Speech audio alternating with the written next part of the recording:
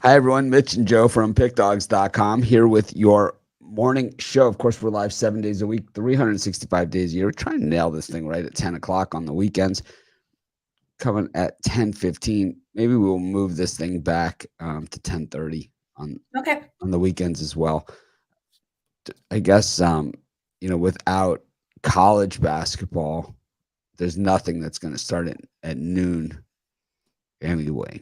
So at least not for the foreseeable future. And then when college football rolls around, we can always push it back a little bit.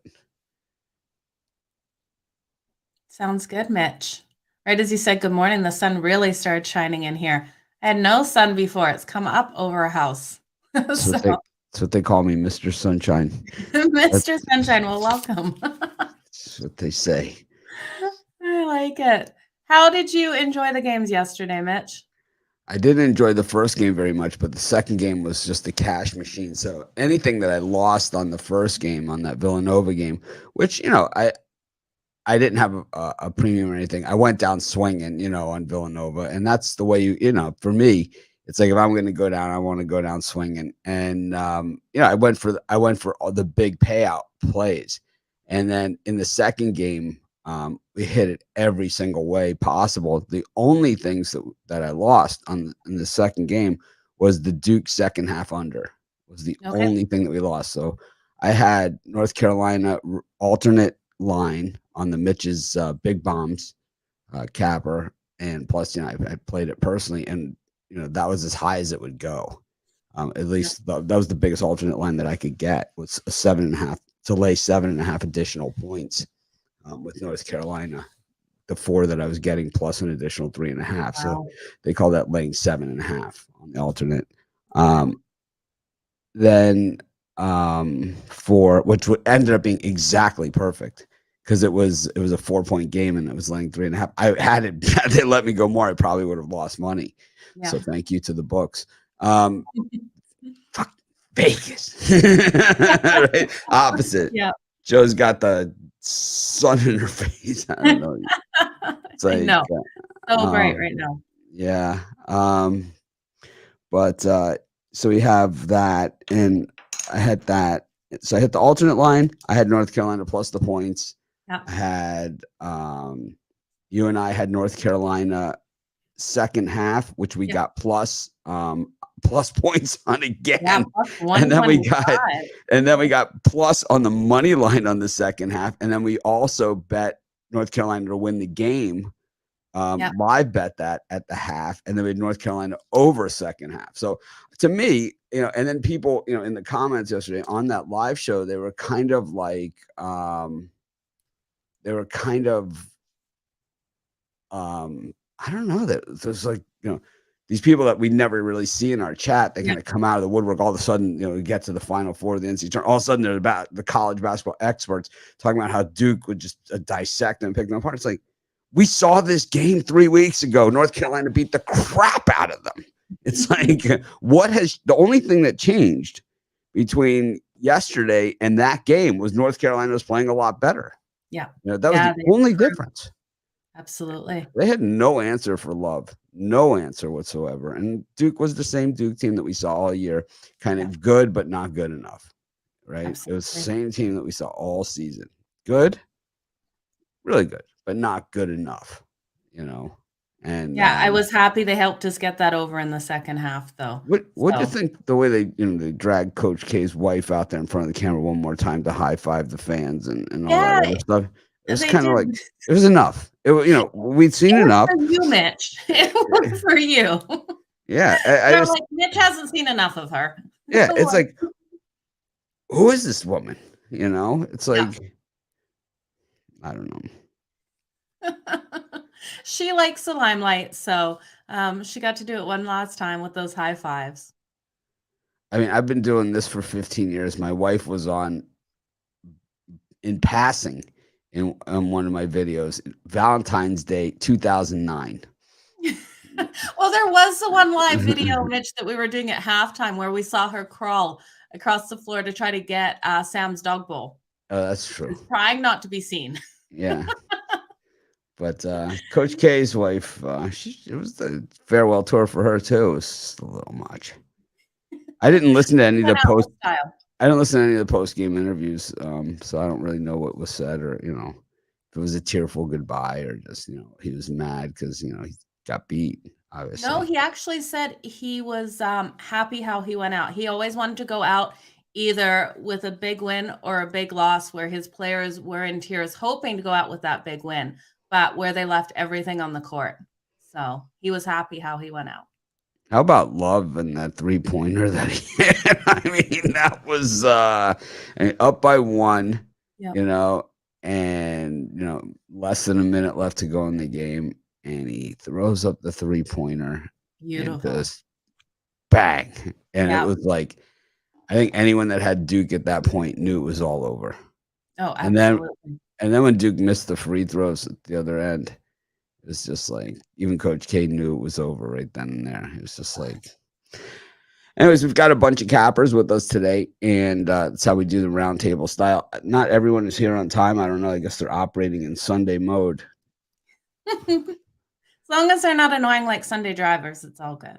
Well, Okay, so I'm going to bring Brian and Alan. nice. Morning, Morning, guys. Good morning. Hey, guys.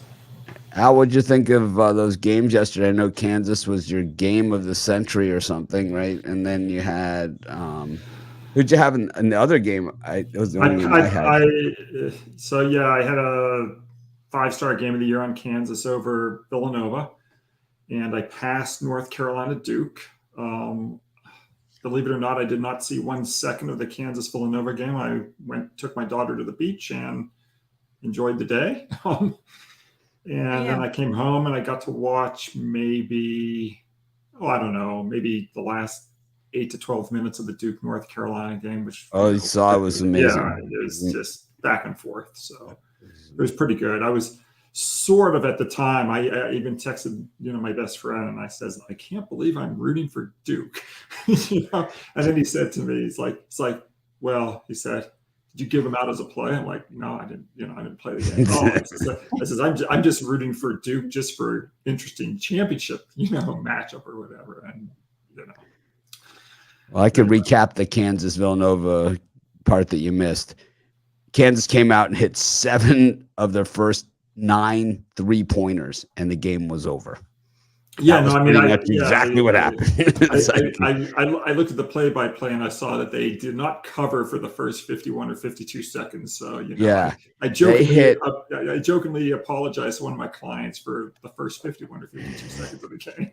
We were on at halftime, Joe and I took Villanova's second half, and guilty as charged, and I was just like, there's no way they're going to shoot 70% from beyond the arc in the second half. It's like, it's just not going to happen. So I really thought that, for me, I played both games personally, alternate line.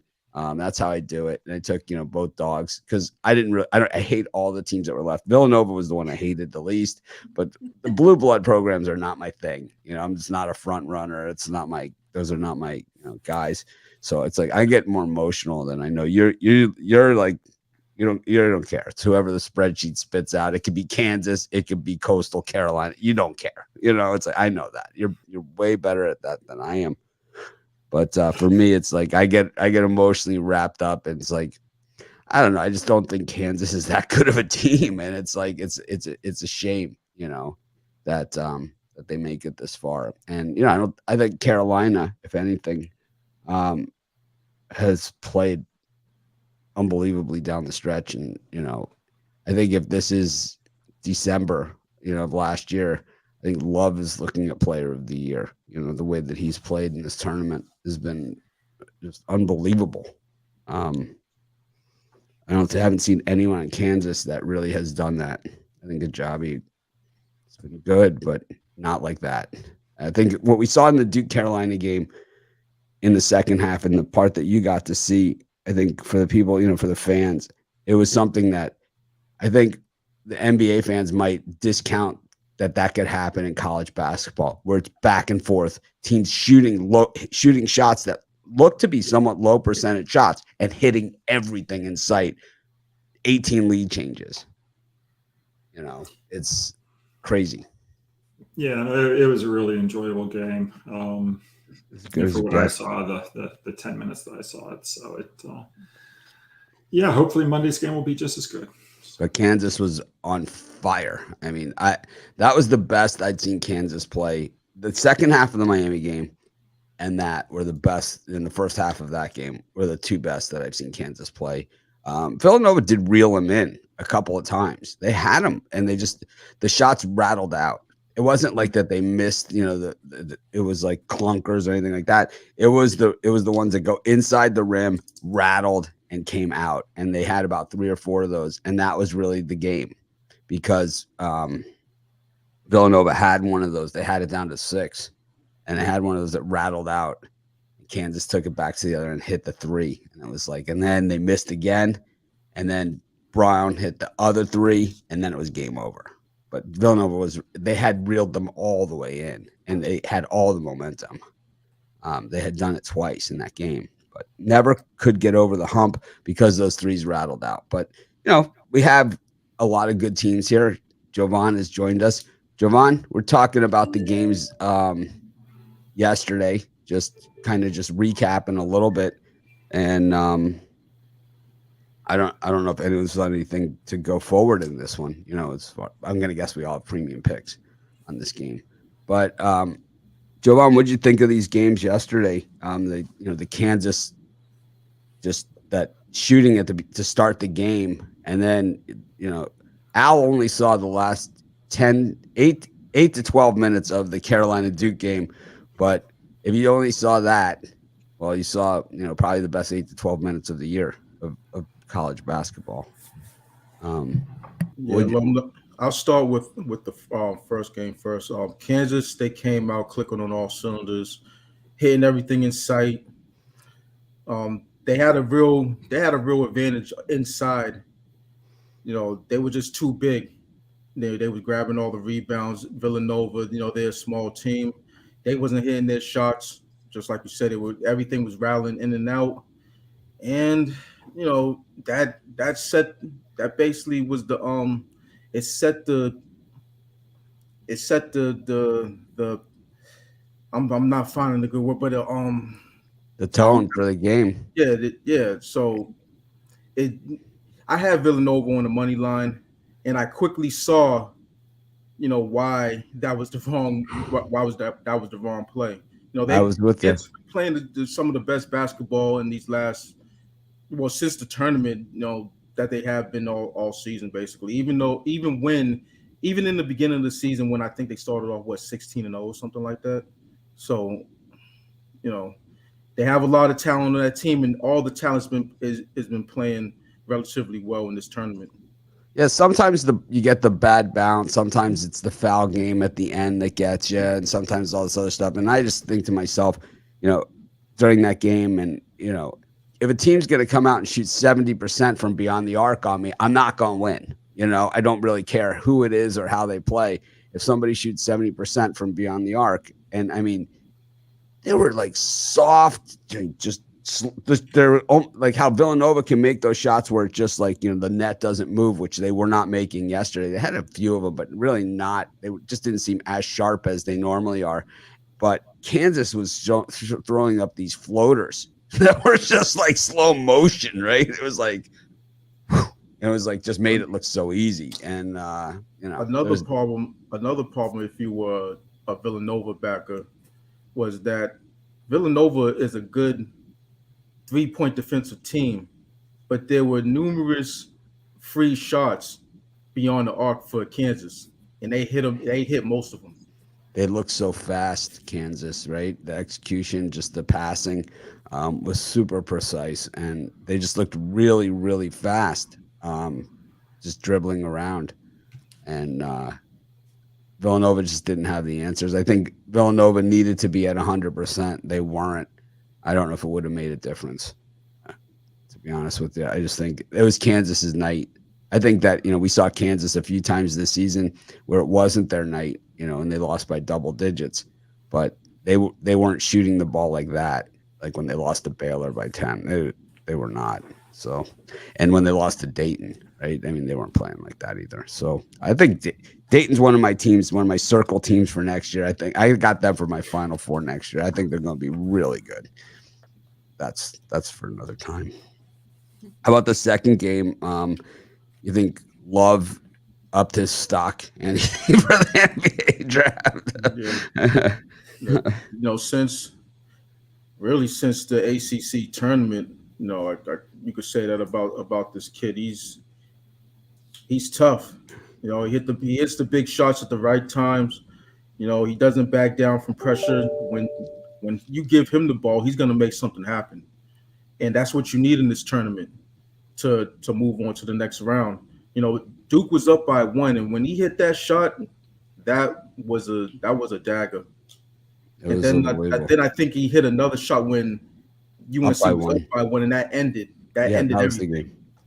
Yeah. So there was 2 times he hit key shots, and that was it.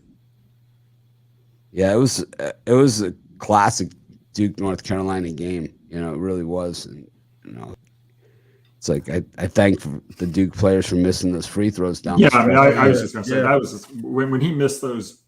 Yeah, both of those free throws. That was really. I thought that was the game. Well, I think North Carolina was in control of the game, but Duke, they left the door open there, and Duke had the chance because if he hits both those free throws, then North Carolina's up by 1. You foul, even if they hit both, then you got a shot at the 3 to do it. But I'm laying the alternate line here at -3.5 with Carolina, so it's just textbook. It couldn't have drawn it up any better than that. I'll take it. But I don't know. I think that it sets up for a really good championship game. We've obviously, you guys are going to have picks on the game and stuff, but I just think that Kansas doesn't have the advantages over North Carolina as far as the inside game with McCormick and Lightfoot. I don't think they have quite the advantage there that they have with that they had against Villanova as far as the size difference inside.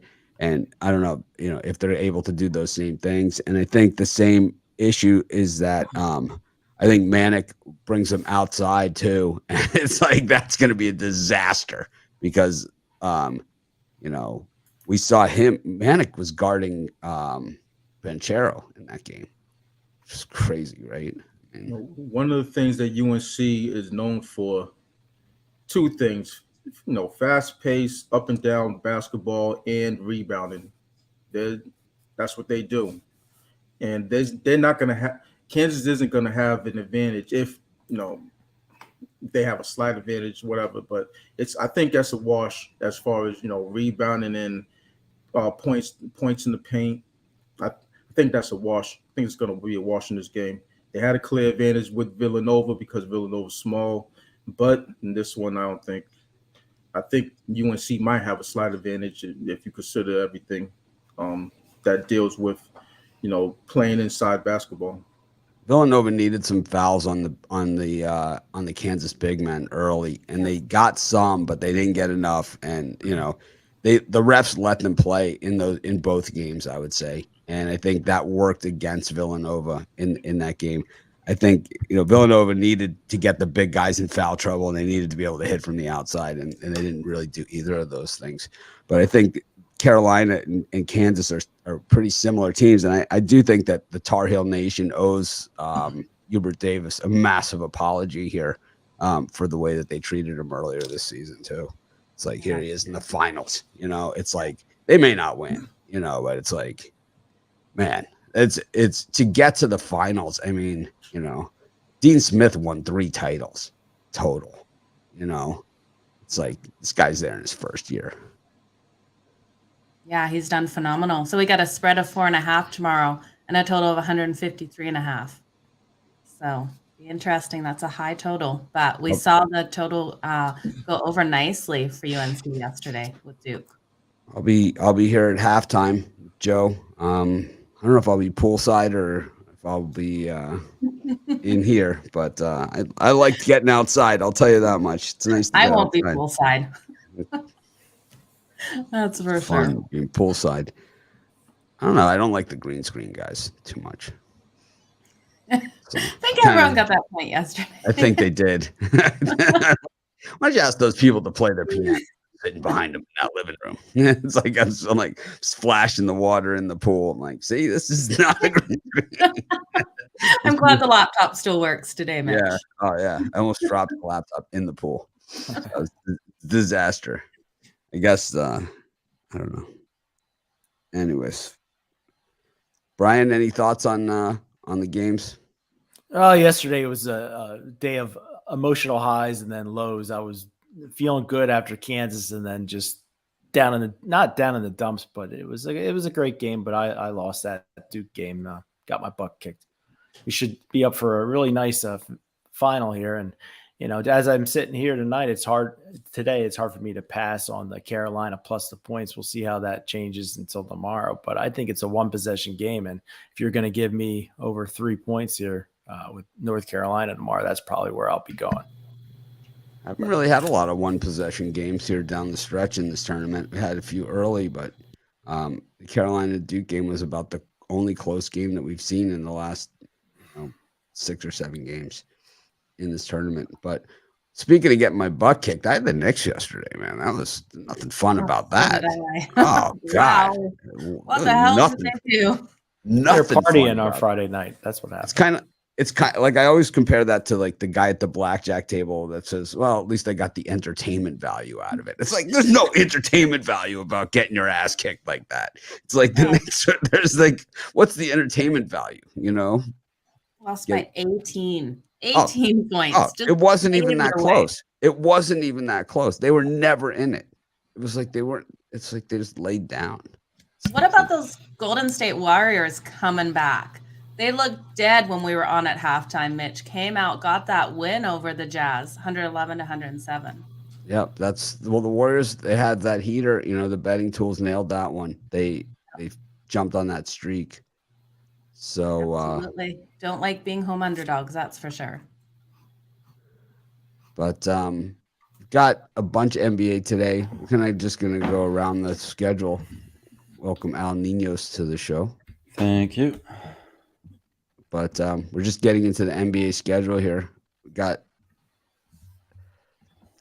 3 earlier games. Yesterday we kind of went over each game individually. Today we'll kind of group them together by time slot, only because there was only 5 games yesterday, so it wasn't that much of a big deal. But with all these people and games, I think we could just kind of skim around and people could kind of just quick hit them.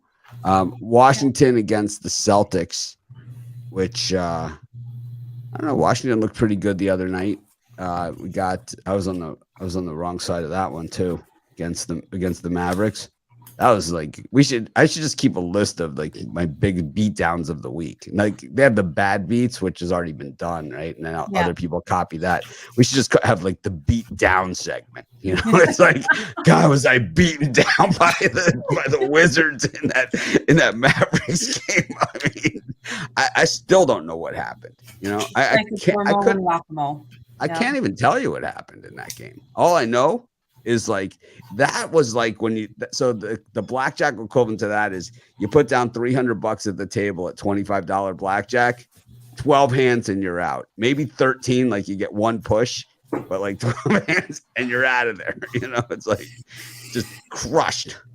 But so Celtics against the Wizards, the Bucks against the Mavericks, 2 teams both got crushed. I was not involved in that Bucks Clippers beauty.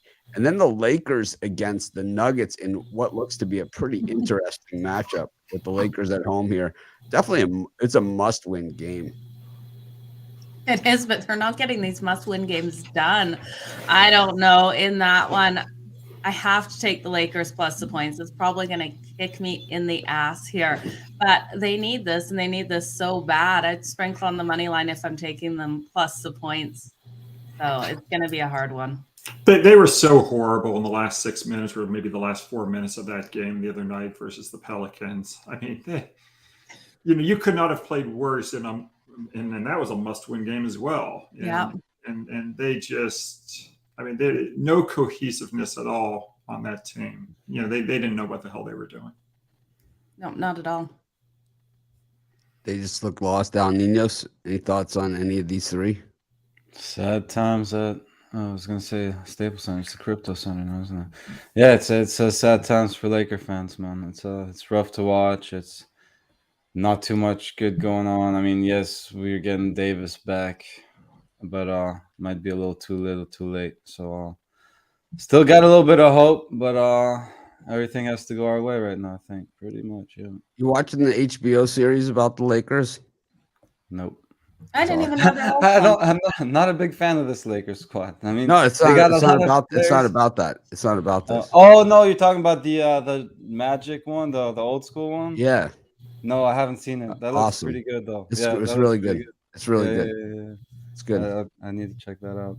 Yeah, it's kind of it's the thing is they really have like a lot of top flight actors are in this thing. It's It's John not C. like Riley is in it, right? yeah, it's like yeah, John C. Riley is Jerry Buss, and they have Jason Segel like from Forgetting Sarah Marshall. He's Paul Westhead. They have you know, a bunch of guys like that, and it's interesting to see kind of like how they built the Lakers back into being the Lakers. That's what it's really all about, and about like Jerry Buss and you know his lifestyle, you know, and Sally. Is it Sally Field? Is in it? I think it's Sally Field is in it. She's the mother. Yeah, I saw like a couple commercials for it. It looked pretty cool though. It is really good. I had not watched the first couple episodes, and it was one of those things where I was skimming the channels, and I saw like the last 10 minutes of one of the episodes, and it was like, wow, this is actually pretty good. And then I went back and binged, you know, all the shows. So now I'm all caught up. So tonight is, you know, the next episode. It's like they've just put together the offense, you know. So very exciting. The season hasn't started yet. Showtime, huh? Yeah, it's awesome the way that they got the guy from the Blazers, the coach. I didn't know the story, you know, but they got the coach from the Blazers, an assistant coach from the Blazers, who came up with this offense where nobody has a real position. And like, so Nixon was a point guard, and then Magic was a point guard, and then he's like, you know, let's try see what it looks like with every you guys together. And Kareem, I guess, really did not like the system at all. He didn't like the running up and down the court. So Yeah, a lot of bigs don't like doing much of that. But, yeah, he did not like it. Did not like it. But anyways, back to these games. Jovan, any of these three for you?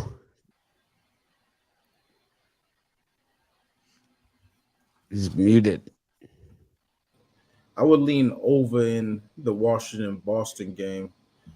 You know, since Kristaps Porzingis has been playing for Washington, this team's been looking relatively decent. You know, I can't say they're world beaters, but they've been putting up more points, getting up and down the court.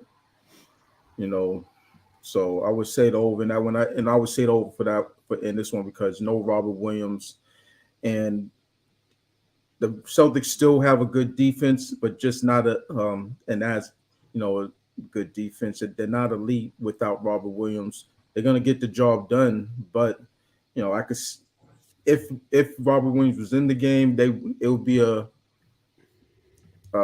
Washington Wizards wouldn't sniff 100 points. Without him, I could see them getting to 105, 110, somewhere around there.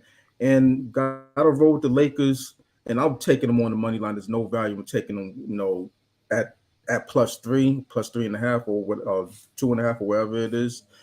I would have to play them on the money line to get that plus money, or just pass on that one.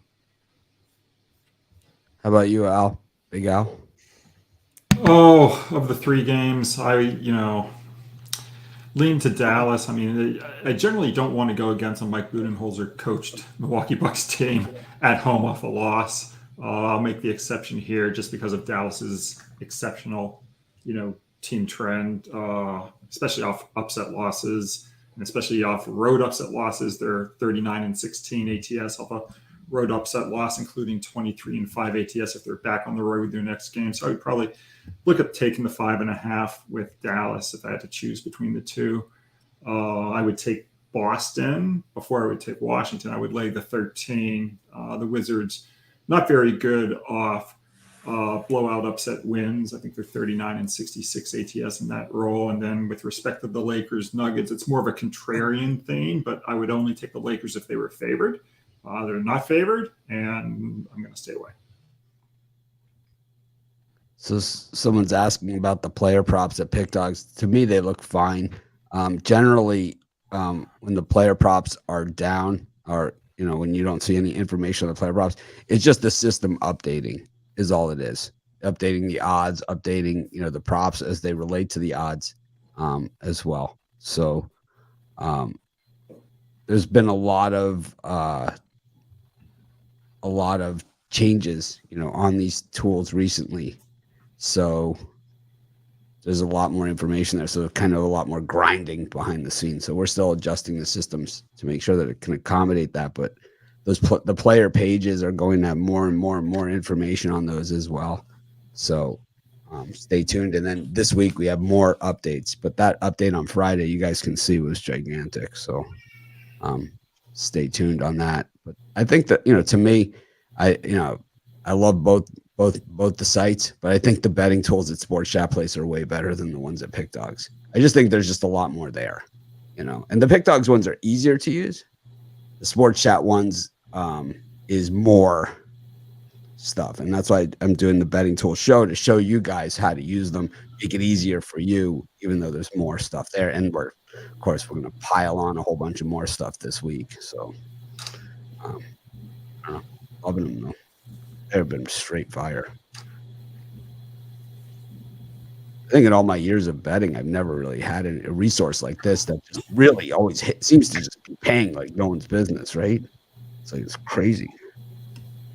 Absolutely. Those first quarter and first halves are doing amazing too. Yeah, it's like some of the streaks and things like that are crazy. It seems that it works better on a full schedule than on a lighter schedule days. Like they seem to be better.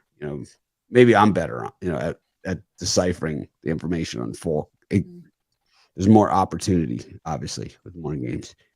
I think it's also good to get you off a team too. Like if you're liking something and then see a huge streak for the other team, it's good to get off that team and keep you off a game that could go the other way.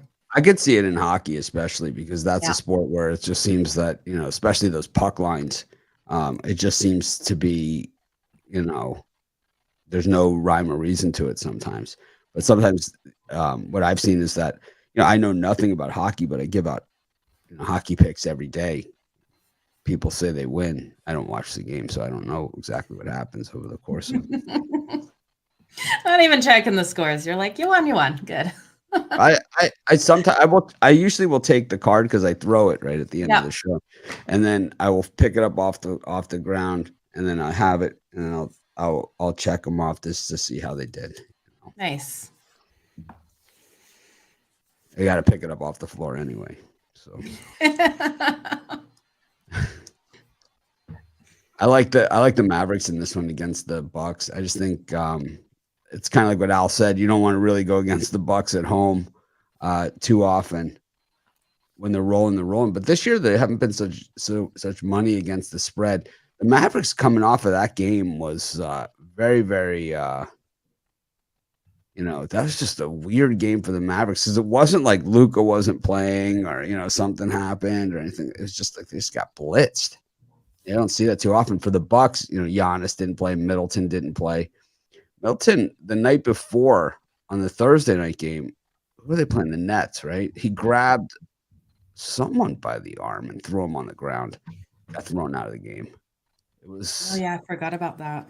Yeah, so maybe it had something to do with that. I'm not really sure, but I think this one is going to be pretty high scoring too, even though it's going the other way, the line. And I like the Wizards against the Celtics plus the points because it looks like a sucker line for the Wizards. So I'm a sucker, so I'm going to take it.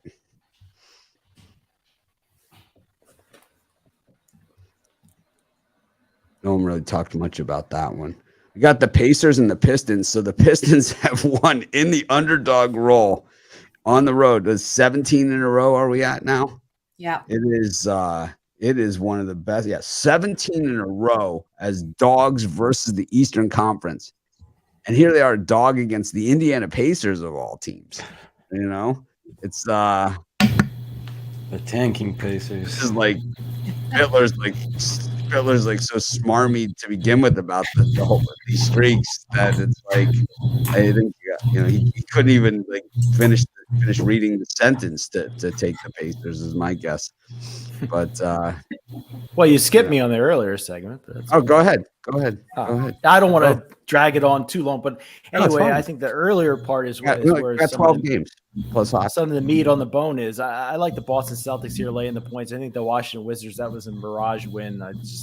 Boston's rolling along, and the Dallas and the Bucks, both teams are off embarrassing losses. But I'm going to go with Milwaukee in the lean here. I think they bounce back at home, and then the LA Lakers. They've been burning me quite a lot lately. This team's too good. You're getting 3.5 points. I'd really be surprised if both Davis and LeBron start tonight, but I'm gonna take the 3.5, 2.5 with the Lakers, whatever I can get. What would they be saving them for? What would they're not saving them. These guys Why don't wouldn't seem they to be start? able to stay on the court, and Yeah, but it's like so. healthy.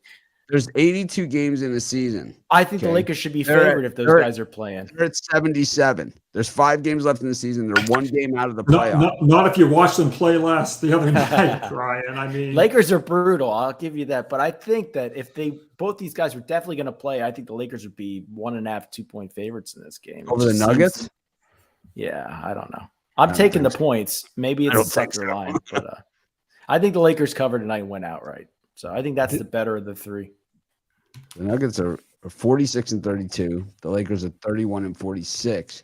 That puts them, I don't know, 20 games ahead of them, something like that. They would definitely be favored. This is the end of the road for the Lakers. They gotta win tonight. I mean, I said that it's kind of like Michigan saying Michigan has to win, make the tournament, but Lakers need to win. 15 games, the Nuggets are ahead of the Lakers. But the betting tools love the Wizards covering the spread as road dogs against the Atlantic, 4 in a row on that one. And betting tools also like that's all they like on that as far as those go. I love the betting tools. Yeah, the Lakers line is a lot like their last game. Didn't they open as was a pick 'em or were they a small dog on that They're open? a 2-point dog. And then That's a that good flipped. point, Al. Lakers were favored in that game, 1.5 to 1.5, yeah. 2 points. When it opened, I know it closed. I but didn't then- open. It moved through. It opened at 2. I think it Yeah, it opened closer at to 2-point pick 'em. dogs. And then once it was announced that LeBron was going to play, I released it in the morning, and the line I got, because I took the Lakers in the game, the line I got was either -1 or 1.5, and I think I released that at like 5 or 6 a.m. Yeah, I think the night. I think the night before the opening it line was- was the other way. It's not around 5 a.m. The Lakers are favored. No, yeah, I think it's flipped pretty early. Oh no, that's It's weird. LeBron. We could actually find it. Yeah. I'm trying to look that Find the up. line. No, we'll find it. I'm seeing -1s. find I'm the line. seeing pick'ems. I'm seeing Friday? plus half a point. It Yeah. was Friday, right? So Yeah. It was the Lakers and the thing, line movement. So Yeah. on Thursday at 6:56 p.m. Eastern time, which is about when the lines come out, the Lakers were +1. By midnight, the Lakers were +2, and they even went to, and this is at PointsBet, so we can even look at DraftKings, but it's basically the same thing. And then at 8:40 a.m. Eastern time, so it's right around when Al is talking, the Lakers went from +2 to +1, and then by 8:49 a.m. Eastern time, which is exactly what Al is saying, they went to -1.5, and then It's points bet though. this is DraftKings. This is DraftKings. DraftKings, okay, because I'm looking at 5 dimes. 5 dimes, Lakers went to become the favorite at what was the date? That was the first. Let me see. And then it's oddly enough that later in the day, the Lakers went back to the dog. Like by game time, they were +2 again. Because Davis went to questionable again. He'd been probable earlier. And that happened at 5:33 p.m. Yeah, I mean, at 5 times they were favored from 3:30 the day before. So I guess it also depends on your outlet as well. 5 times dead to me. They threw me out. What did you do to get thrown out, Mitch? The one. I don't think they take U.S. players anymore, Yeah. Oh, okay. but they threw me out because I won. It's normally when you get thrown out of a book, it's because you won. They say you're a professional. That's usually the terminology that they use. And normally it's betting small college basketball games, second half totals. Hate it. Hate it. First they limit you, then they throw you out. Nice. I think South Point, it's like South Point, don't they like limit it to like $500 or something now? It's like, I forget what it was. Oh, maybe it was maybe it was during COVID or something. They were limiting like $500 because it was like they were getting destroyed on games. It was nice, you know. I know we finished the college basketball segment, but it was nice to have a really complete season. There was very few games that ended up being canceled this year. You know, it was a great year. Fans in the stands. I know tomorrow Joe and I will have more time to talk about this stuff, but it was a great year for college basketball. The fans returned to the stands. There's very few game cancellations. No one canceled their season. You know, no one did any of those things. Everybody played. Nobody got, you know, it was a good season. You know, it really was a good season. Nobody really dominated from start to finish, which is, you know, typical college hoops these days. You know, we had 6, 7 number ones over the course of the season. But it was I really like this year of college hoops. Yeah, it was great to see. Anyways, back to the games. What do we got? Oh, the Pistons, Pacers. Oh, the Cleveland Cavaliers, if they're not too tired from scoring all those points on the Knicks. 4.5 point home dogs here against the Sixers, who have been a much better road team this year than I can remember in recent years. And then you got the Magic against the Knicks. I don't even know what to say. El Niños, what do you think about these 3 gems? Gems indeed. The one I really liked was on the premium side. The other, I mean, if these question marks go for the it's hard to back the Magic. I was on them last game. That was bad.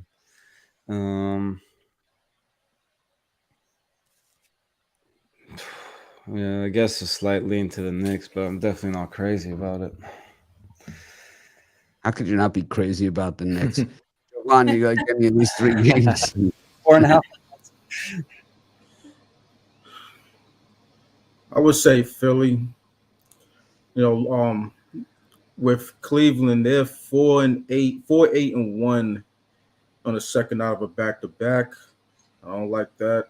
Even though, you know, the Sixers, they're not too tough in that trend as well. They're 4-5, but I see a big matchup. I see an advantage with Joel Embiid. He should get whatever he wants inside if he does want to go inside, because, you know, he likes to take step back jumpers like he's a shooting guard. So, you know, he get whatever he wants in the paint, you know, without Jared Allen and Evan Mobley. I believe they're both still out. So, that's what I like. I was looking for the prop on, you know, while you were talking, for the points, rebounds, and assists on Embiid, but it's not out yet. So see if we can get one by the time the show is over. But I like that bet. The over on that for sure. For exactly the reasons that you said. And, you know, yesterday we mentioned Garland on the show, and of course, I had the Knicks yesterday. He destroyed me. That's good. Al, any of these 3 beauties? Which Al? Big Al or Big Al? Yeah, I'm also trying to do some quick research as we talk. I'm trying to find out how teams do on 5-game or worse losing streaks in the last 5 games of the season, and especially if they're favored. Um, let's see here what the answer is. Sorry. It's okay. We've got time. Yeah, I just see what we got. Okay, they're 165 and 145 ATS, whether or not they're favored. And if they're favored, I have to put on my glasses so I can even read anything. If they're favored, 28 and 22, 90 and 6, much better on the road than at home. Pacers are at home, though. They're on a 6-game losing streak. I would look at the Pacers here before I would look at Detroit for sure. Pistons 5 and 25 ATS off back-to-back straight up and against the spread wins if they're priced from -3 to +8.5 points. So that doesn't bode well for Detroit. So I would probably lay the 2.5 with Indiana. I don't know if Brogdon's going to play or not, though. But I lean definitely to the Indiana side. What else do we got here? The Knicks Magic. Orlando's so bad as a home dog when they're playing an opponent off back-to-back losses. They're 1 and 19 straight up and 2-16 and 2 ATS in that role. So I'd probably lay the points with the Knicks. And the other game, I've got no opinion. Brian? Yeah, I really like the Pacers here. Just everything does scream Detroit Pistons. I think they covered 9 straight as a road dog. And the Pacers have been horrible ATS-wise. It's just, to me, I just think the Pacers come in here and get this cover just to be opposite. Just doesn't look right to me. And then the Orlando Magic plus the points.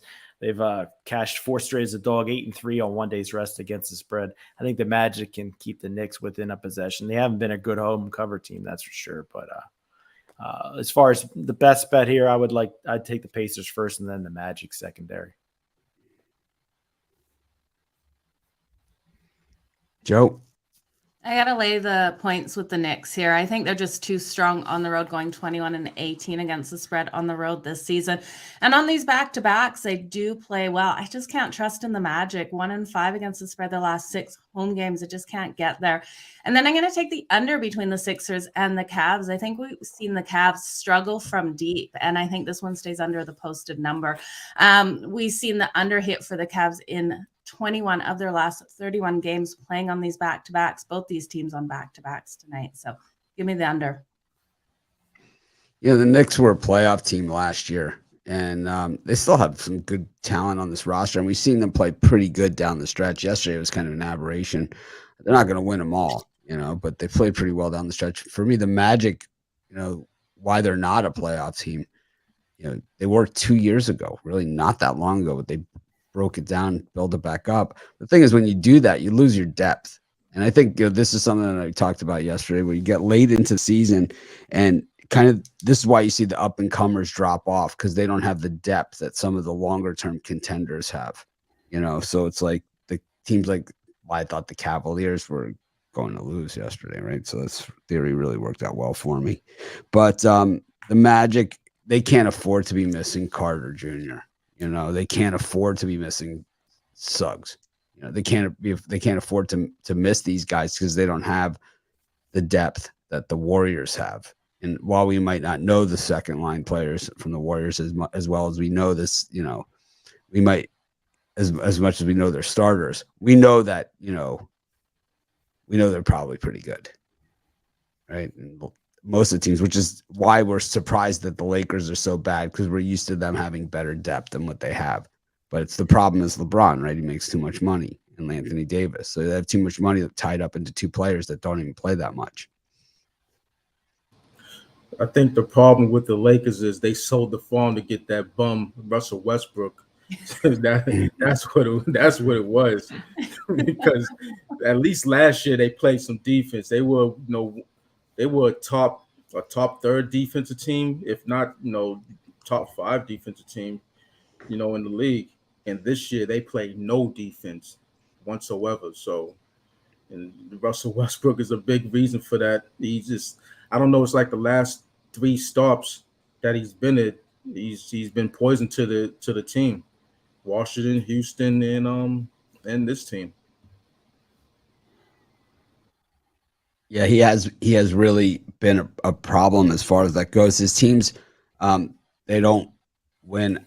The thing is, when Russell Westbrook was coming out in the draft, another one of my brilliant statements that this guy's never going to make it. He's going to be a bust. It was because I never really saw what position he was going to play.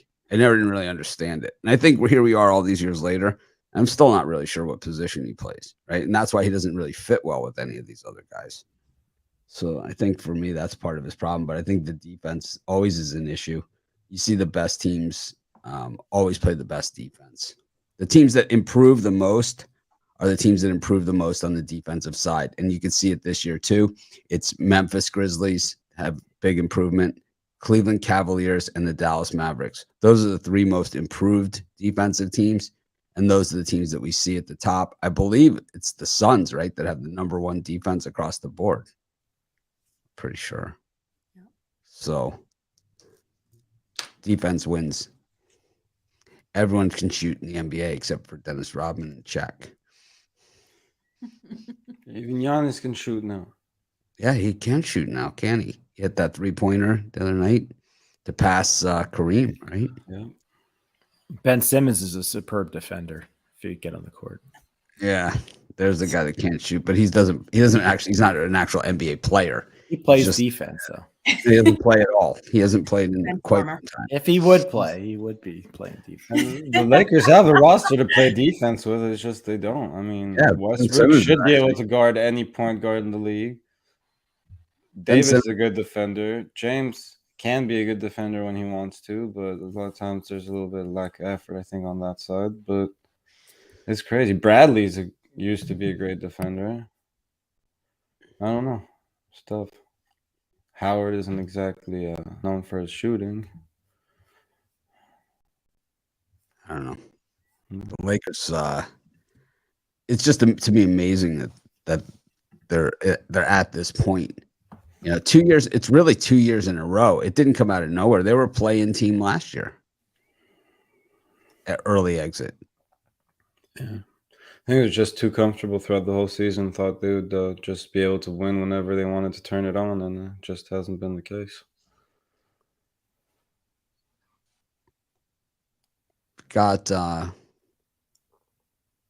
6 more games to go over. We got the Miami Heat and the Toronto Raptors. It's an interesting one. The Heat looked real good yesterday. Just busted up the Bulls, who just can't beat a team with a winning record to save their life. The Rockets against the Timberwolves. The Timberwolves should just play the Knicks. Then I could just avoid those games. Right? Could just avoid them altogether. And then the Thunder Buddies up against Phoenix Suns. Thunder have kind of run out of gas on the cover machine a little bit, but still 7-3 against the number in the last 10. Al Ninos, Thunder Buddies for life, or you off the ship? Other than my premium pick, I think that's maybe my favorite play on the board. Yeah, I don't mind taking 14.5 points with the Thunder here against a banged up Phoenix team. So I'll take those points, sure. Thunder Buddies today. I don't know about for life, but today. Jovan, any of these 3 games? Well, they have been good to us. They have been good. It's been a good year. Joe Madden's in and out of the picture. Here she is. She's back. Sorry about that. My internet froze completely up. She's changed her wardrobe. I wish I could have that fast. It's cold in here. I could have gotten a hoodie. It's like a Stevie Nicks concert. It's like where did that? Did she just change again? It's like, how did that even happen? It's like Fleetwood Mac. It's like Stevie Nicks. I saw Fleetwood Mac. Stevie Nicks. They played 18 songs. Stevie Nicks wore 27 outfits. It's like, how did that even happen? Yeah, I was looking at the Heat or Raptors under, but it's going down a couple points the last couple hours. Tread lightly on that. When the Heat on second nights of back-to-backs, they uptick. It's an uptick in points that they allow.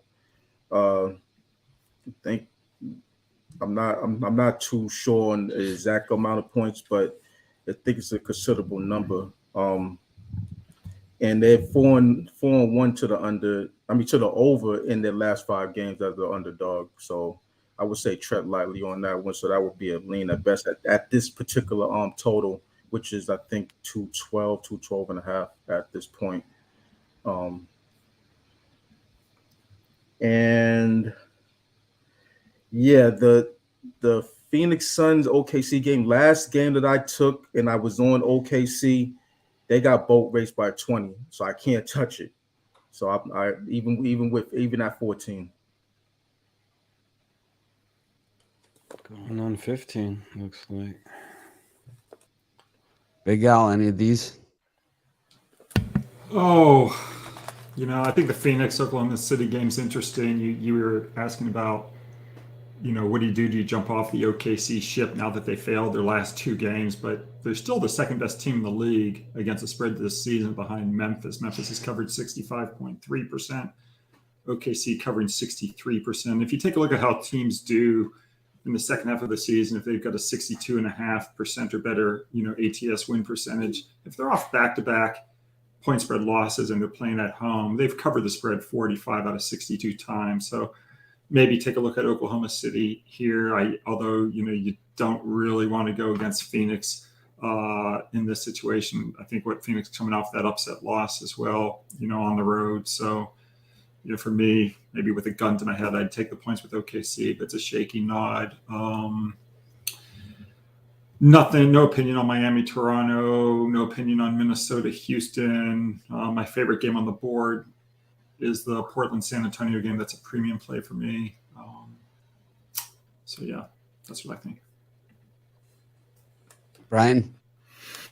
Yeah, it's my least favorite spot of the board here. But if you, like Al said, if you had a gun to my head, I would take the Thunder plus the points. They've been a solid cover team all year, and the Suns without Ayton and Booker, I believe, in this one. And we all know the books are aware of it, but I just think that's a ton of points. And the Houston Rockets plus the points at home.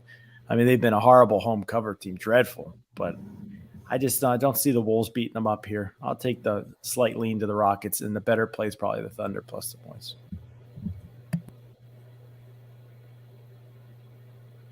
Joe? So the Phoenix Suns Oklahoma City Thunder game. I'm gonna take OKC's team total over. It's 103.5 at -115. I think they just go above this, and then that saves me from if they don't cover the spread. I think they can get the points on the board here in a higher scoring game. So I'm gonna take them over the 103.5. And then I've got to with the Miami-Toronto game, I got to take that over 112.5. I think we just go over in this one. I think this is going to be a fantastic game. I'm not taking a side in this. I really hope Toronto comes out and wins it. But that's a homer bet for me. So give me the over in this one.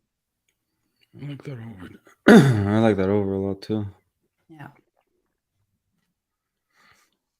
What about you, Mitch? Think I don't know. It's a tough slot. I think that I kind of like the Raptors here against the Heat. Just the Heat, we haven't seen them, be super consistent here down the stretch. And I think coming off of the big win yesterday in Chicago, I could see a little bit of a letdown spot here against Toronto, who's been playing pretty well. Probably better right now, but the Heat generally, they do step it up against the better teams. So to me, it's a lean maybe to the Raptors.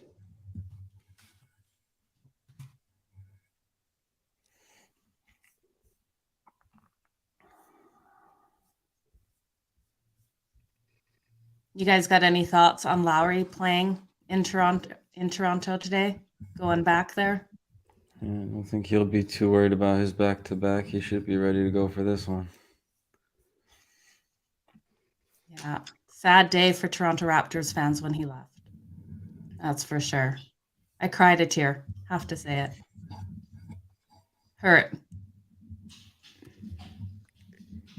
Kind of seemed like he was going to be a lifer, right? Well, Yeah. he had been on Memphis before that, so Yeah, we wanted him. We wanted him to stay.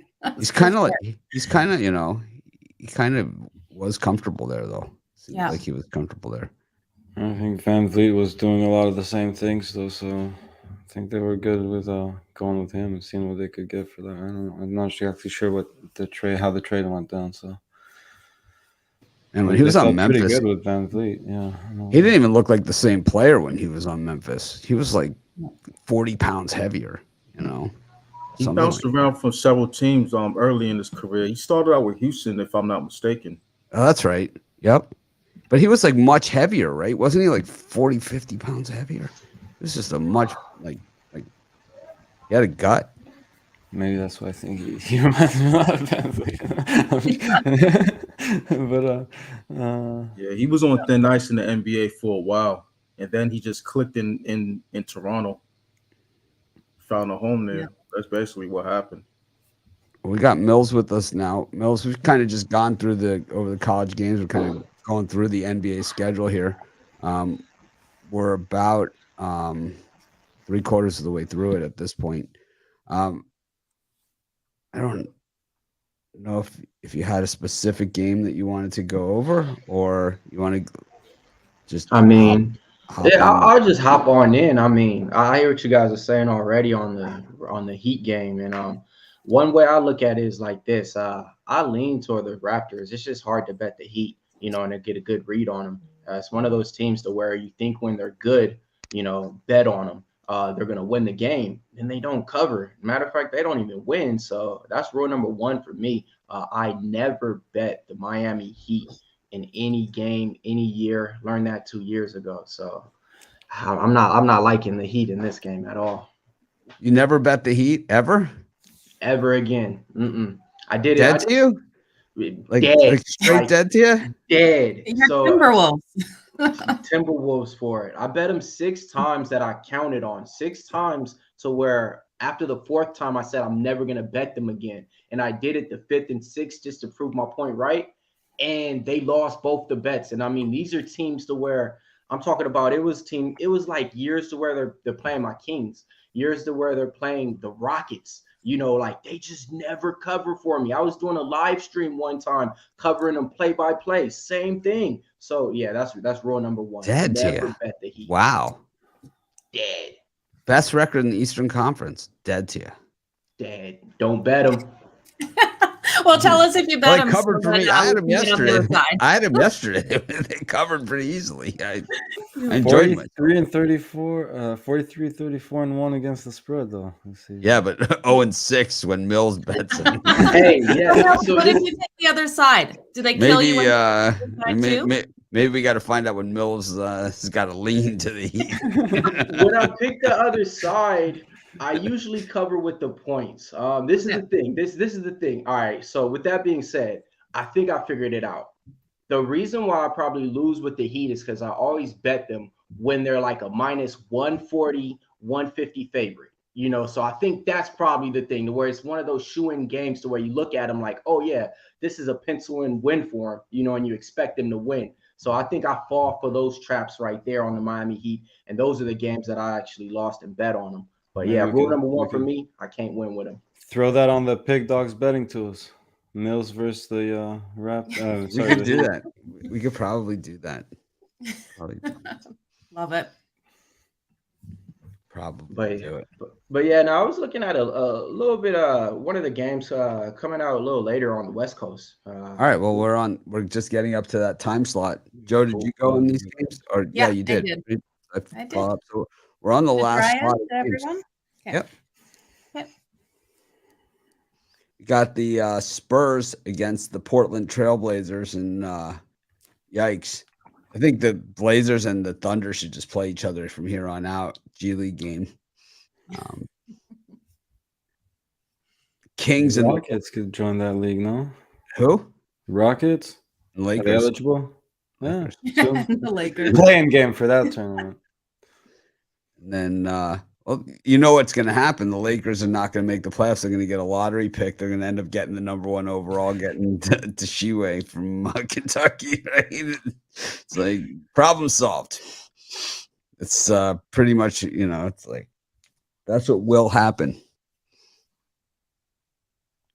It's like I was looking at the NFL draft already. I don't know why. Something. Oh, you know what it was?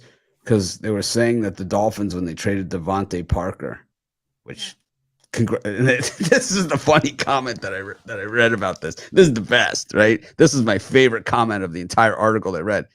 Bill Belichick is very familiar with Parker from all the games that the Dolphins play. It's this guy never plays. It's like, no way. It's like, you're familiar with this guy from the games he played against the Patriots. What, in a walking boot? Because that's what this guy's uniform is. It's like, oh my God, no way.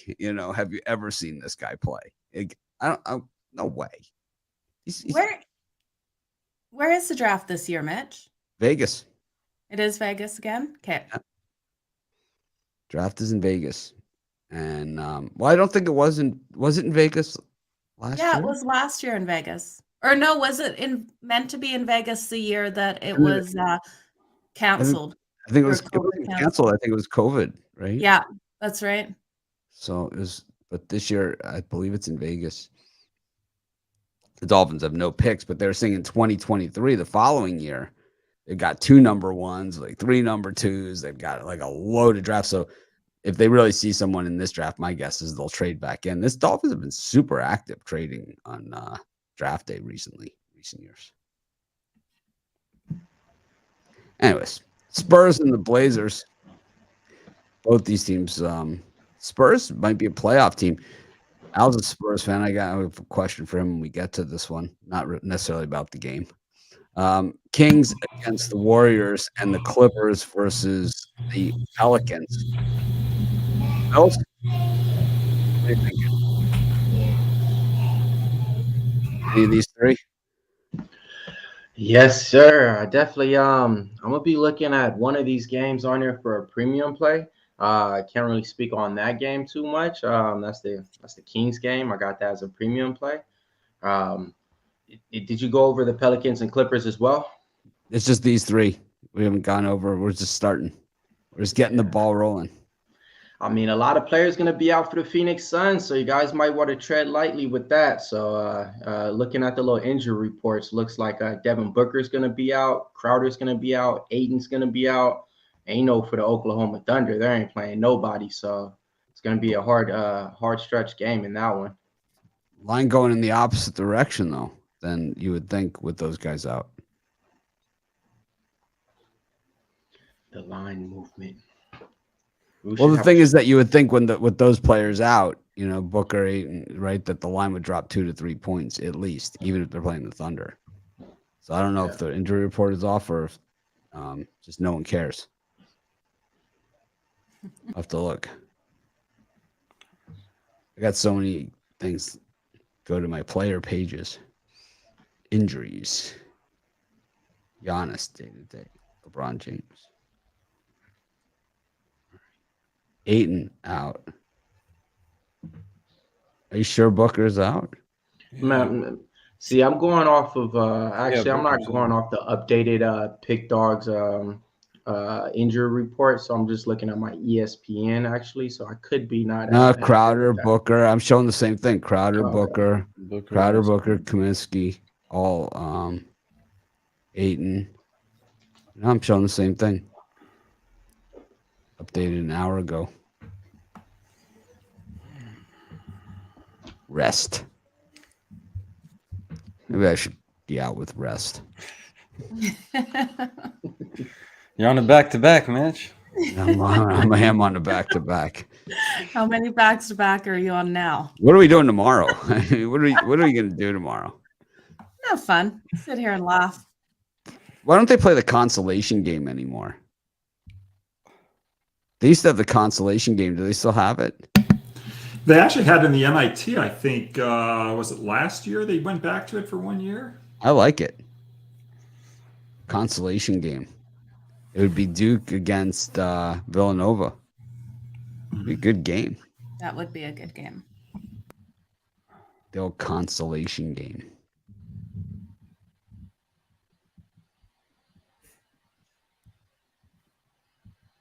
Yeah, they should have it. Anyways, where are we at? El Ninos? Last 2 games. Yeah. Maybe small lean to the Warriors and small lean to Pelicans money line. Not crazy about that one.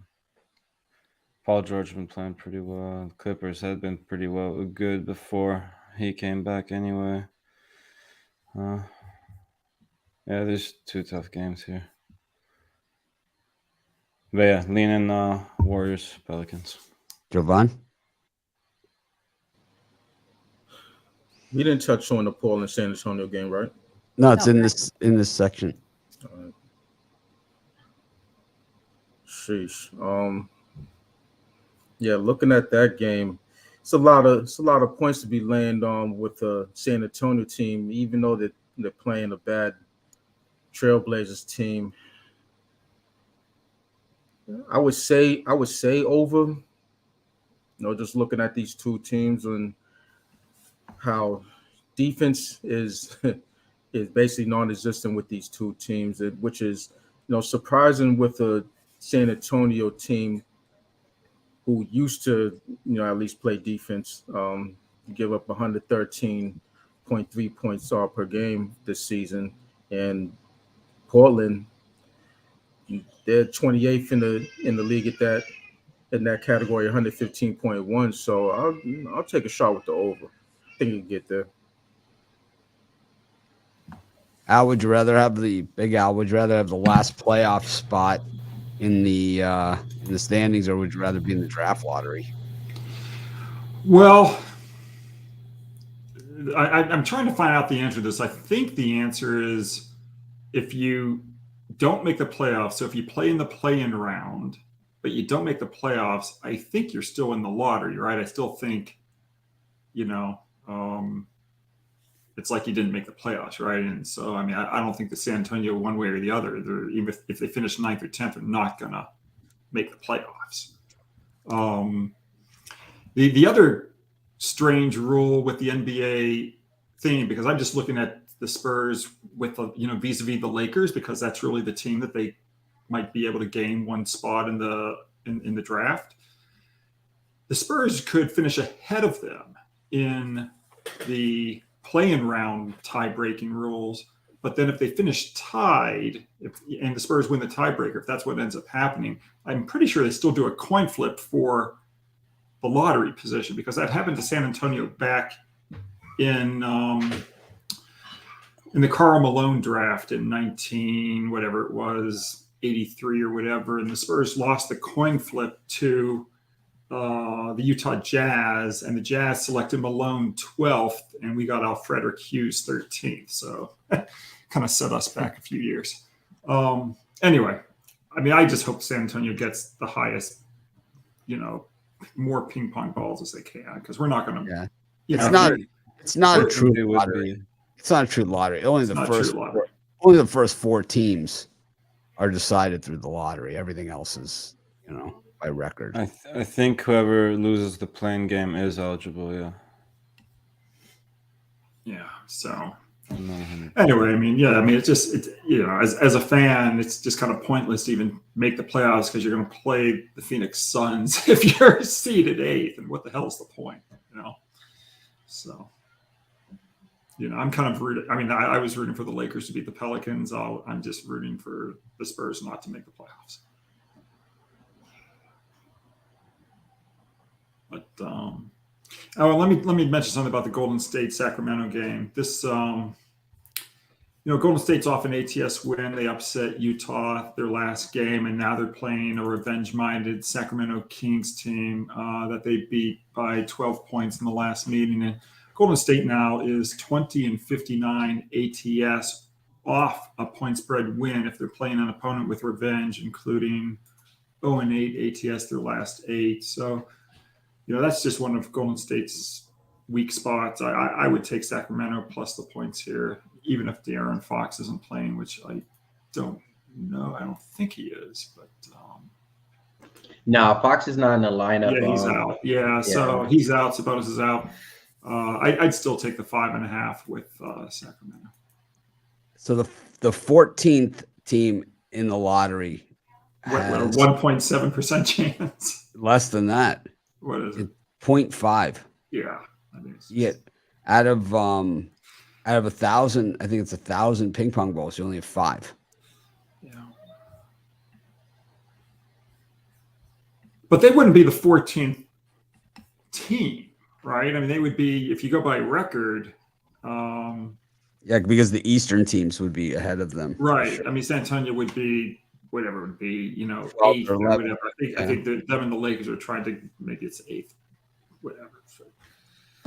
At 8th, you get 60, which is actually not bad because the top 3 only get 140. So I would say, it's really not bad. Yeah, the other thing that's important for the Spurs, I don't know if they're going to plan to do this, but they have 3 picks, I think, in the top 25 or whatever it is in the first round. And they may try to package those 3 together and swap them with one of the teams in the top 1 or 2 or 3 who would be happy moving down, for example, to number 8. And if the Spurs see somebody they like at the very, very top of the draft, they might be able to group those 3 first-round picks together and trade up. So, Who's the guy that would fit the best with the Spurs right now? Keegan Murray. He's not going to be there. I would say, for me, Ben Chera, but who knows? I think he's the best. You'd rather have him than Toshiwe. Well,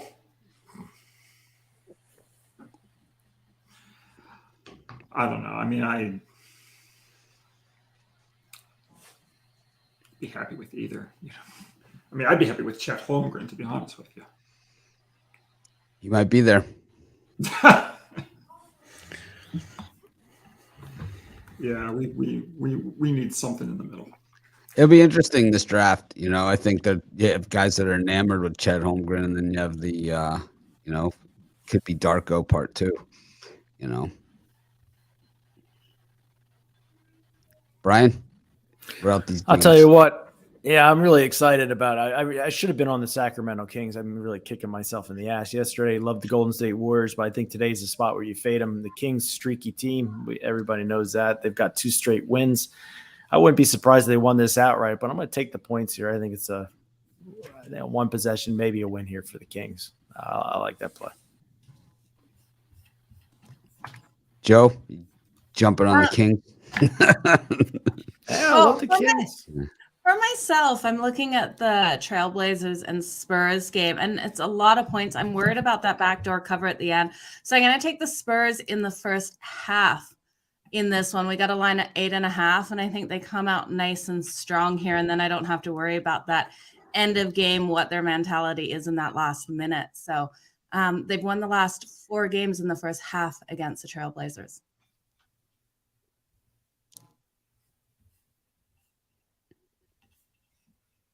What about you, Mitch? The betting tools like the Kings, but I don't care.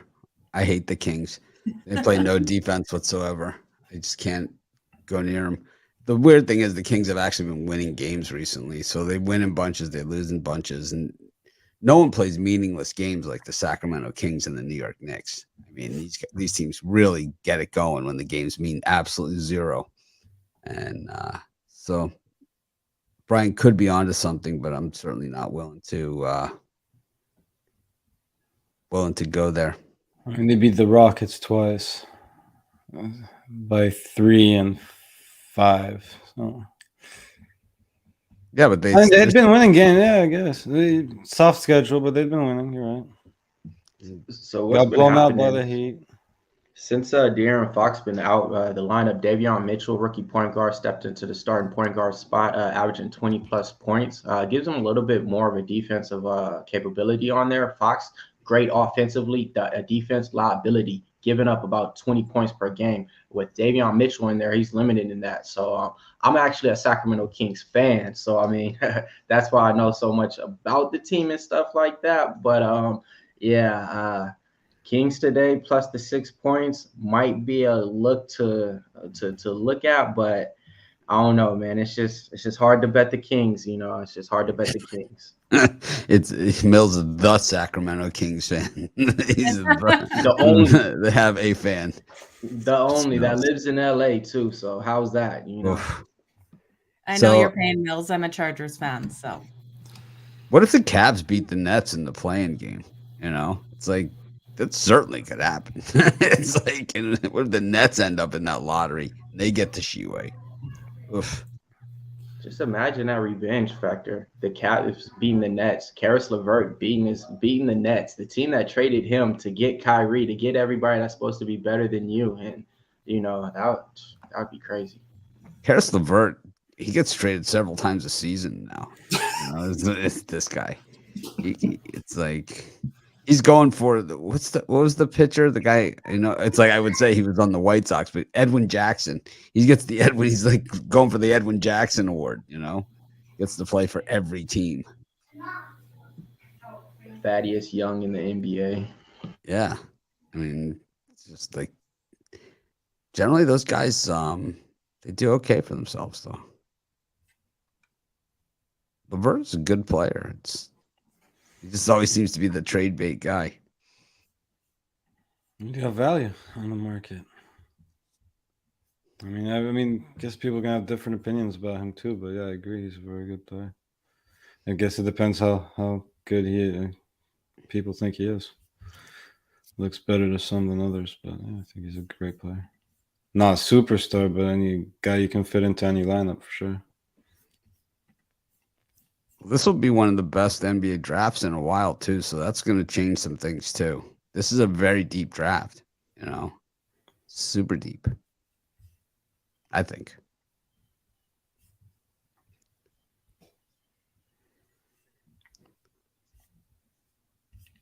We're talking Chet Holmgren, 14th pick. Well, 8th pick. 8th pick. It's going to go a lot higher than that. I don't see it, you know. I don't see what everybody else sees. I don't see it there. You know, and it's like I understand that he can pass the ball, that he can do all those things, but he's going to get erased is what's going to happen. And it's like there's no way that he could go up against like you think like when Zion Williamson like comes in on this guy, you know, it's like what's he going to do? Take the charge? Good luck. Good luck. You know, he'll end up in 6 different pieces.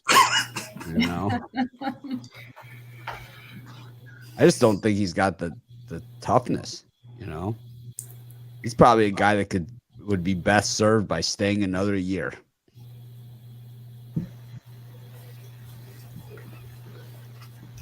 Has he declared for the draft? Oh, he's going. Yeah, he's penciled in pretty much like number 2, number 1. So it's one of those things. He's going to be a bust. He's got skills.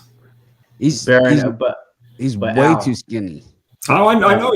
I watched a video of him playing with Suggs where he plays shirtless, and the guys. I mean, his waist is like the size of maybe my 2 arms put together. He makes Mobley look like he has Earl Campbell thighs. It's like he's like. I mean, makes he's Anthony like Davis look huff. Yeah, it's like I mean, this guy's a stick.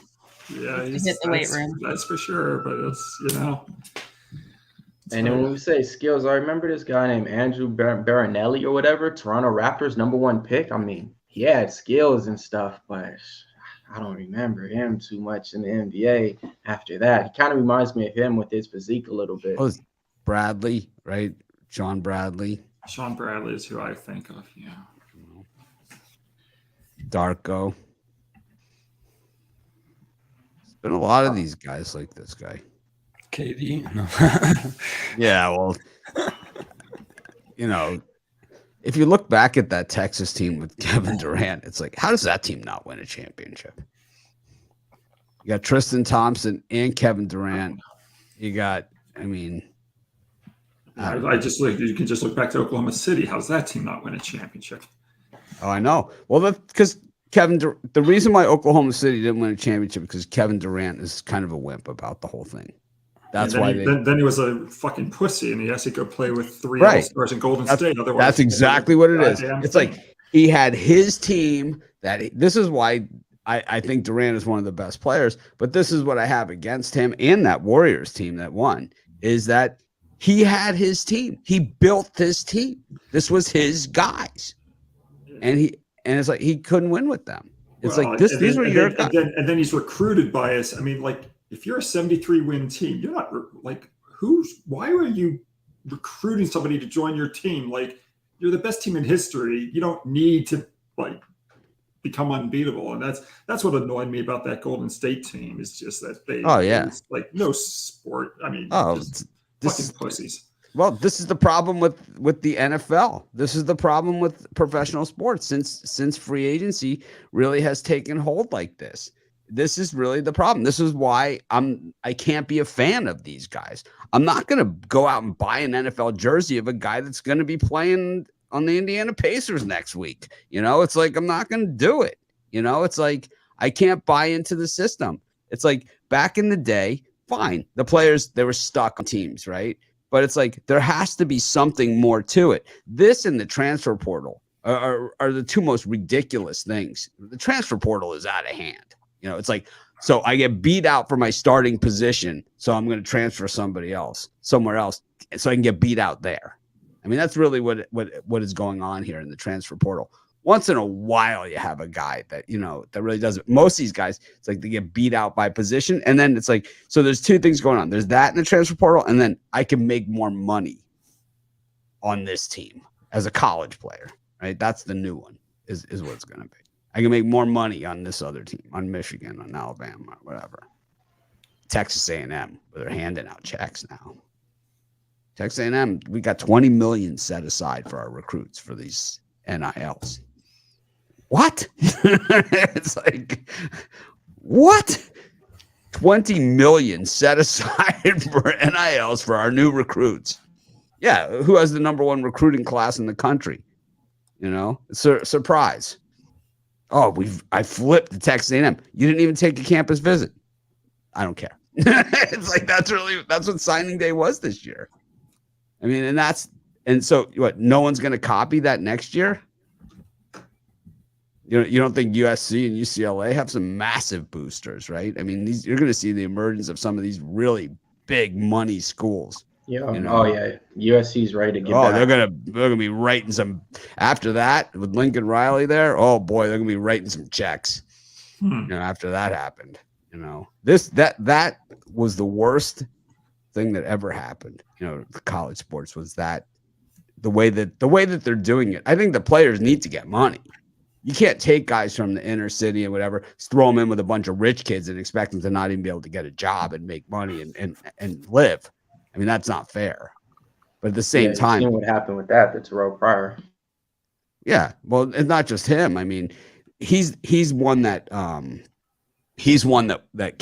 we saw, with all that happening. But it's like this happens all the time. It happened with Randy Moss. It happened with Cam Newton. It happens with all these guys. It's like, what do you think is going to happen? It's not fair. They put them in an unfair situation. You can't win. It's like, how could you make a kid go to college that doesn't come from a wealthy family, not have any spending money? I mean, it's ridiculous. It's a ridiculous thought process that he can't even go to McDonald's with the other kids and get a Big Mac because he doesn't have any money to do that. And you're putting him in this situation to do that, So when Randy Moss steals some guy's stereo, or Cam Newton steals a guy's laptop, it's like, surprise, It's like, it's terrible that these things happened, but it's like, there has to be a better way, called equitable, right? It's called the salary cap. No, I've never even looked at it like that. Like, honestly, seeing the college athletes, around those prestige universities, all around the nice stuff and, surrounded by people with money, they feel like they need to fit in, they need to fit in. So they need to play this part or act a certain way. I never looked at that. I actually looked at it the opposite side, where I looked at like, man, you have all this at your fingertips, why would you do all this other stuff? But now since you put it like that, Yeah, that makes a good point, actually. Yeah, I mean, a lot of Well- these athletes, these college athletes, they don't come from the money, but it's like you think like like if the Christian Leitner thing that they did on ESPN, he didn't come from money. You throw him in at Duke, where it's like I don't know what the annual. Wow, I'll tell you. Big Al will find out what the annual tuitions are in a couple of years, but it's like it's like 60 grand a year, right, or something. Yeah, but I mean, I just think it's just, when I went to school, I mean, my family, we were, whatever, upper middle class, but I didn't have money. I had to go work at the movie theater, or, just get the extra money, as a sophomore or whatever in college. But when you're playing on Michigan's football team, you don't have the spare time because all your spare time is spent. You're not so allowed to. You're not even allowed to get Yes, you can't supplement, any money with work. So yeah, they should definitely they're not. But the thing is, the players aren't even allowed to get a job. They're not even allowed to get a job. That was part of the problem. Now it's like now they can just give them money for signing a bunch of baseballs. It's like there has to be an in between. And it's the same thing with the transfer portal, which I think the answer to the transfer portal is for college basketball. Every team can sign 2 transfers out of the portal per year. And any player that goes into the portal and does not sign with the team because they've exhausted their options has to sit for a year. And I think you'll see less players go into the portal. I think for football, it could be 4 or 5 and do the same thing. That every team can only sign up to 4 or 5 guys out of the portal. And anyone that doesn't get signed has to sit for a year. You're going to see way less people in the portal and sticking it out if something like that happens. And I think for the licensing, there has to be a cap and maybe like a something else that goes, that the money goes somewhere else, because that the Alabama quarterback was making $1 million before he was ever named the starter is crazy. It's crazy. Nick Saban was against it. He's like, this guy's made over $1 million. I haven't even named him a starter yet. That is crazy. It's just going to make it tougher to compete, with the schools that have the big boosters.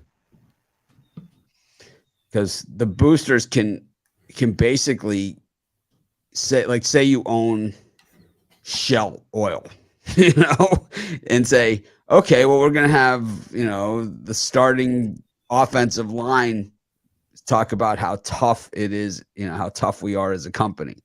Okay, here, $5 million each. I mean, that's where we're going. That's where we're going with this. It's like, who has the bigger alumni base, So basically, if Harvard wants to control college football or college basketball, they have the most, right? So they would win. Anyways, it's a good discussion for another time, and I'm sure something will happen, but I doubt. It will probably take. The guys who make the decisions are generally the people that benefit the most from things being one way or another. So that's what it will take for them to be on the wrong side of it.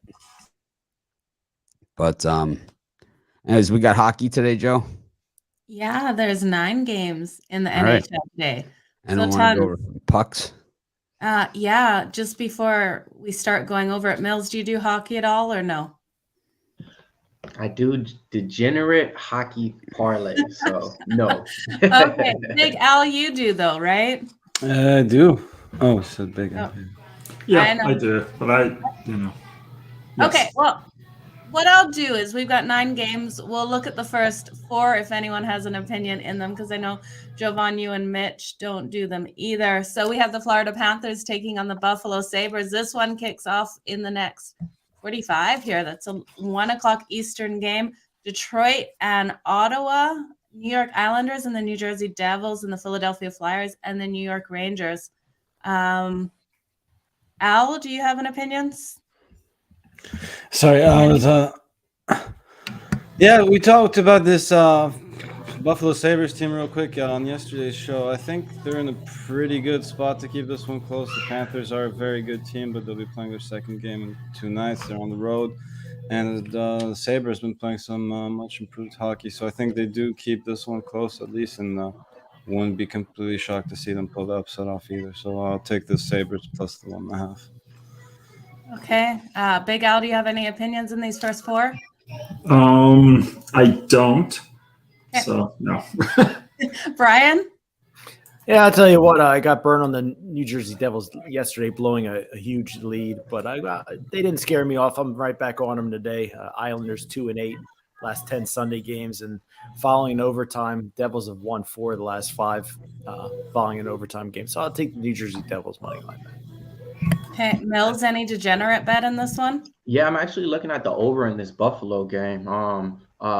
I think I was looking at a stat. It said that Buffalo is 6. The last 6 games they hit the over in this one, so I'm gonna be actually looking at the over in this Buffalo game. Yeah, I like the over strong. It's a number of 7 here, but both these teams been putting up the numbers like crazy. Actually, interesting. When we look at the dog here, the Buffalo Sabres, their team total is only 2.5. And take that over. We're paying some juice at -130 as well. But I'm with Al on this one. We look at the Sabres team, and they've been playing strong. So I think we can sprinkle the money line. Puck line is definitely the safest. They've been keeping these games tight. Mitch, do you want to come in here with a magic 8 ball on any of these games? I'm good. You're good. Okay. And then you guys, I'll be going over all of these games on Puck and Crazy later. So I'm not sure who's going to join me. Al Ninos might join me. But for you guys here, let me just see which other game is in this time slot. I'm also looking at the New York Islanders, a team total over 3.5. We have this Islanders team. They're not known for these high-scoring games, but they're playing the New Jersey Devils. We saw the Devils in action the other night. They're allowing 4.5 goals in their last 10 games. We have Dawes expected in goal. He's allowing that 3.27. I think the Islanders easily come in and put up 3.5. And with that plus money at +128, I love it here. Sorokin is expected in goal for them. And they did win this last one 3-2, but the Devils defense was playing better at that point, and the Islanders are averaging 3.1 goals per game. So I'm loving that in this time slot. The next 5, you guys, we have the Minnesota Wild taking on the Washington Capitals, the Vegas Golden Knights taking on the Vancouver Canucks, the Arizona Coyotes taking on the Chicago Blackhawks, the Edmonton Oilers taking on the Anaheim Ducks, and the Dallas Stars taking on the Seattle Kraken. Brian, did you like any in this 5? Out of that grouping, I think I'm going to take a chance with the Vancouver Canucks here. It just seems like they're trying to sucker you in here to the Golden Knights. For me, I think the Canucks stand tall at home here and get the win. So out of that grouping, just Vancouver. Okay. Big Al, did you have anything in the last part of hockey? Yeah, I mean, I've actually got a bunch of premium plays on all the Okay. wins.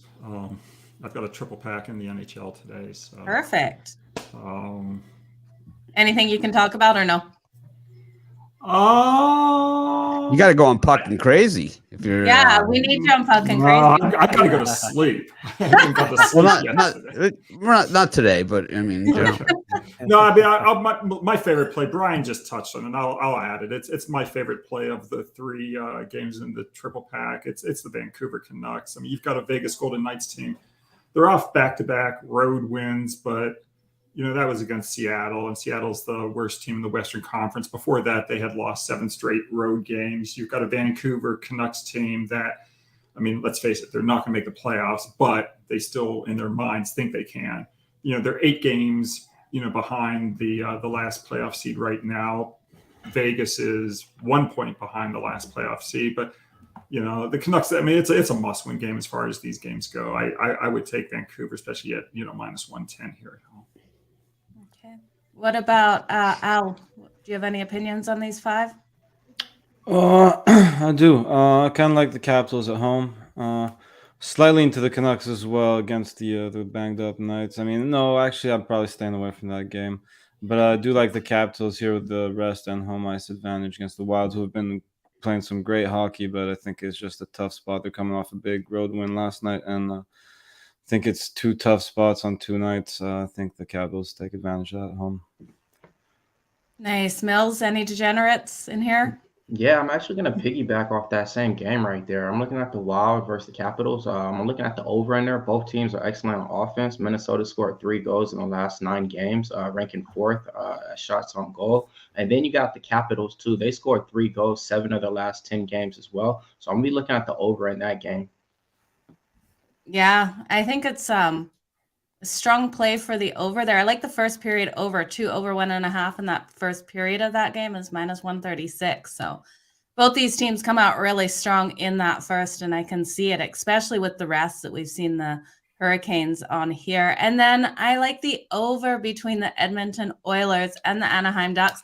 We all know the Oilers suck, and they've got Mike Smith in net tonight, and we're going to see a lot of goals here. The Ducks will be able to put them up to help us get over, but the Oilers' offense doesn't suck, you guys. They have been averaging 4.9 goals per game in their last 10, just dominating. So I think we have a high scoring one in that. You can get their team total over 3.5 at -118. Ducks team total over 2.5 at -118 looks nice too. I think both these teams get the points. Mitch, that's it for hockey. You can come back. Awesome. Anyone have any parlays or anything else they would like to do? Prop, parlay, anything? I got a 3-game parlay. Okay, Brian. I'll tell you what, this 3-game parlay, I absolutely love it. And I haven't loved the parlay in quite a bit. Sacramento Kings, LA Lakers, and the Pacers minus the points. Love those 3. I'll throw out a parlay 3-teamer. Wizards, Celtics over, Lakers money line, and Trailblazers, Spurs over.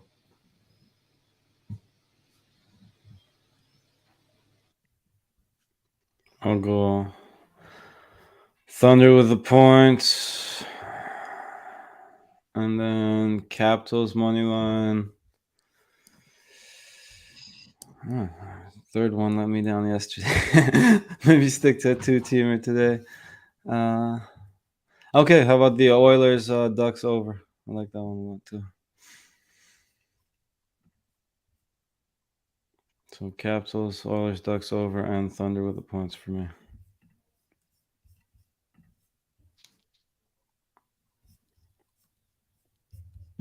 All right, Sunset, we're at the parlay party. Let me go ahead and join on in. I'm gonna take the Pelicans +2. I'm gonna take them with the money line Toronto Raptors. Both of those, you can add those up. That's a +200 parlay. You might be able to get better odds out there. For myself, Go ahead. Go ahead. I'm going to take the Anaheim Ducks team total over 2.5. I'm going to take the Wild and Capitals first period over 1.5, and the Knicks laying the 5. Ducks, Coyotes, and Red Wings for me pays 18-1. Kind of like the Coyotes today. I mean, the Blackhawks shouldn't be -200.